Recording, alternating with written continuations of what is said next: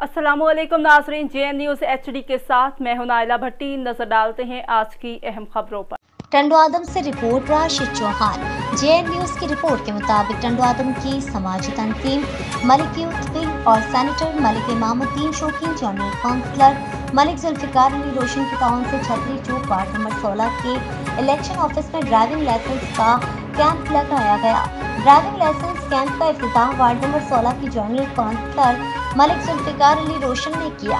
इस इफ्तिताही तकरीर में मलिक यूथ विंग के रहनुमाओं मोहम्मद सादिक मलिक, मोहम्मद जुबैर मलिक, मोहम्मद सुहेल मलिक, अंजुमन ताजरान, टंडवादम के सदर मोहम्मद इकबाल भट्टी, वार्ड नंबर 9 के काउंसलर राव अब्दुल हक अब्बासी, बरादरी के रहनुमा सरदार मोहम्मद शाहिद अब्बासी, हाफिज हबीबुल्लाह अब्बासी, अब्दुल वहाब अंसारी और शहर की मुअज़्ज़िज़ शख्सियात ने भरपूर शिरकत की।